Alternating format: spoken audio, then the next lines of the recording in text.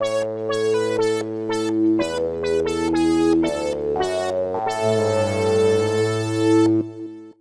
this episode of Search for Kusoge, we have a double feature with a point-and-click adventure duology featuring Jack Keane, a daring sailor/pirate/it's complicated, whose adventures homages the old classics of the day while also making fun of them. Well, the audience seems to be pretty pensive about them. The first game has decent scores of 69 on Metacritic and 3.4 on Good Old Games, but a more middling 59% on Steam. At least it was until that game was removed from there last year. So, well, let's see if these adventures can tickle the both funny and the entertainment bones. For both games, the project leader and possibly the lead writer is Young Close, who already had experience from point-and-clicks with Ankh series, which is also the case for the creative director Tim Swank. No other introductory trivia from either game though, even the first one's Wikipedia page has several sections empty, so straight to the action it is. At the end of 1890s, we meet the nefarious villain Dr. T, played by Dan Castle, who is planning... For my part, I shall make sure this agent has an unforgettable stay on our island. Let the game begin! To make me wince for one. And it's not going to get any better with other acting either. I mean, I understand that this game is supposed to be more on the cartoony side, but it doesn't stop any of these performances from being annoying. Plus, the writing is so lacking in wit that actors are forced to try to elevate it with wacky deliveries. Meanwhile in London, Great Britain, the title character played by David Humphrey is in a tight situation with his debt collectors, but there's nothing some mild puzzling can solve. As for how hard or logical these are, I have to admit that because this gaming footage is over a year old, I have forgotten the exact details. But on the general level I can say they weren't the worst, but the story pacing makes them feel multiplyingly more tedious. One such example is how after escaping his debtors, Jack is forcefully hired by the British Secret Service to take British agent Montgomery, played by John St. John, to mysterious Tooth Island located near India, where Dr. T is residing to figure out his plot. But to do that, Jack and his crew has to get this agent from Cape Town in South Africa and waste a whole hour of playtime of figuring out how to fix his ship and get his on the verge of mutiny crew back to work. The anemic soundscapes doesn't help the situation. I mean, did they forget to put a music track here? You may argue that another point-and-click adventure I have reviewed before, Nelly Kutalot the Foul Fleet, also had a segment that barely affected to the main plot. Well, the difference is that that game was written by a comedian who had years of owning his craft, and Jack Keane, as I've alluded to before, is not fun.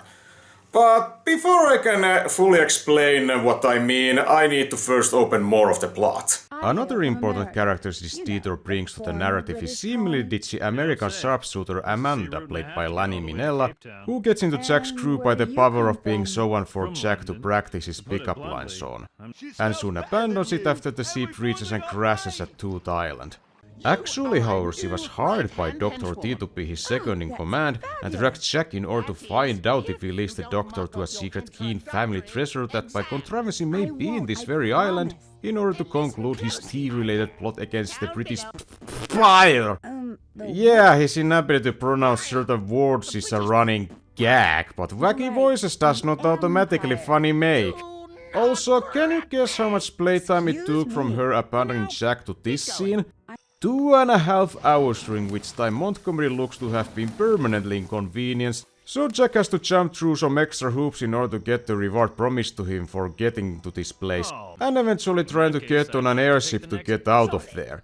This is done with boringly archetypical point-and-click formula with no tricks of its own of swapping and combining items and talking to the locals of Indian descent, who may or may not be stereotypes, but I don't know enough of the culture to verify that.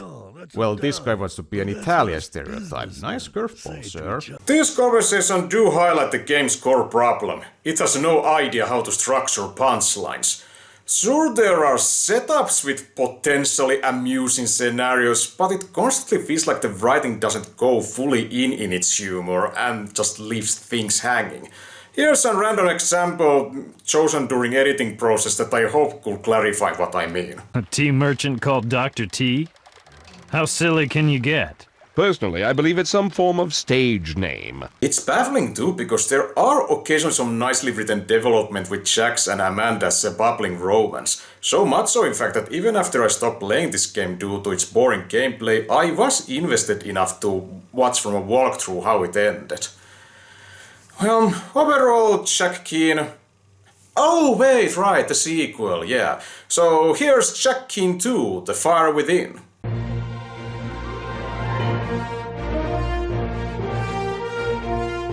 Released in 2012 with the same creative leads who between these games did the same for action role-playing game Venetia, this continuation, if the general reception is to be believed, is not really an improvement. Good Old Games' 3.9 is better, but Steam and Metacritic are on much lower 46% positives and 52 average respectively. Whatever the case, the sequel story starts even more action-packedly at a prison island near Shanghai, China, where Amanda is planning to break in and has a mutiny in her hands.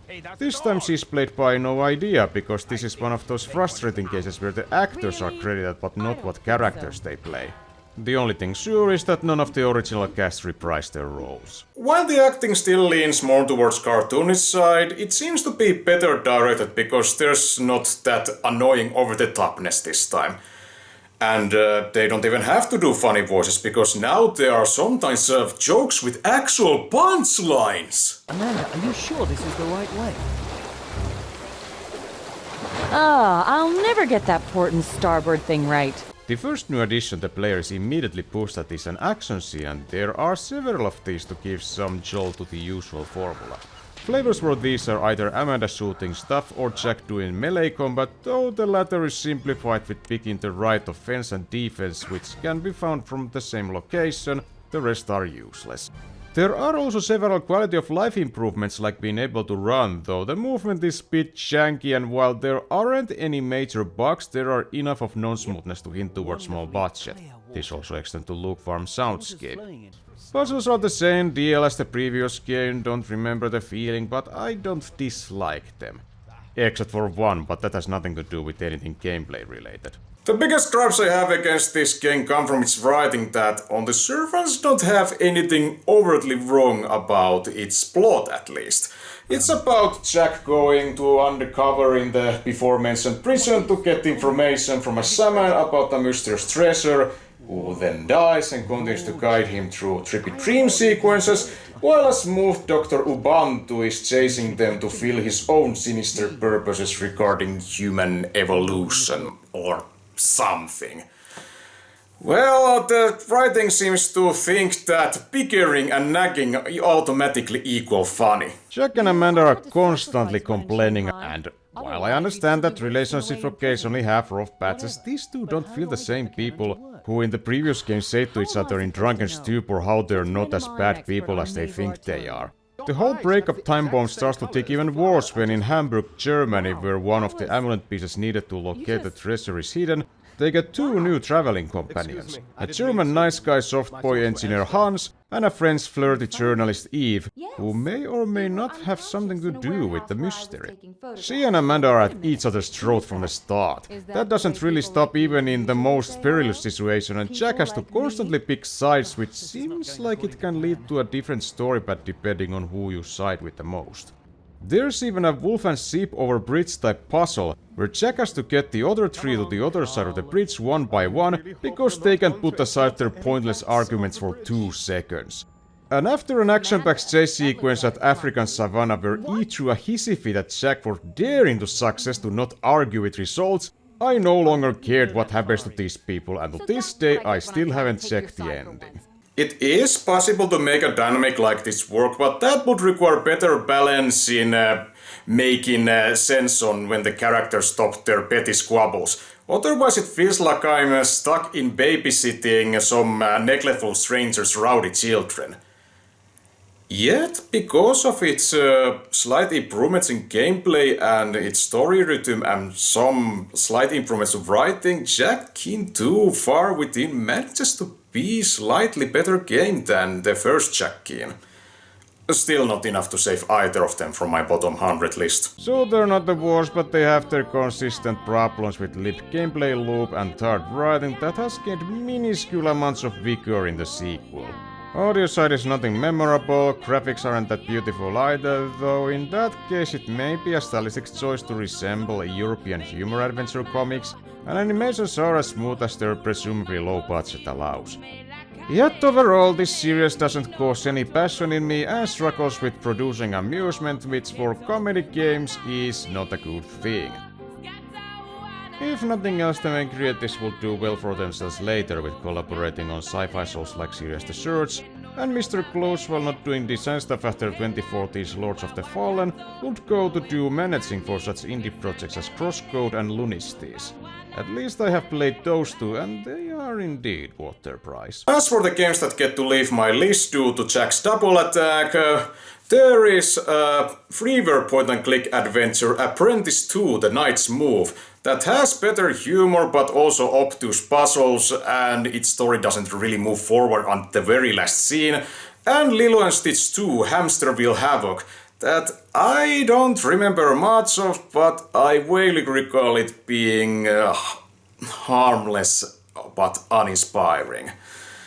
Yeah, this has been quite a lot of Search for Kusoge episodes in a row, so I'm going to take a bit of a longer break from this show and next time review something hopefully good for once. And also not film so much material in storage. Turns out with my busy schedules it wasn't that helpful anyway. Hey! Who left? What? Hey! Who left? What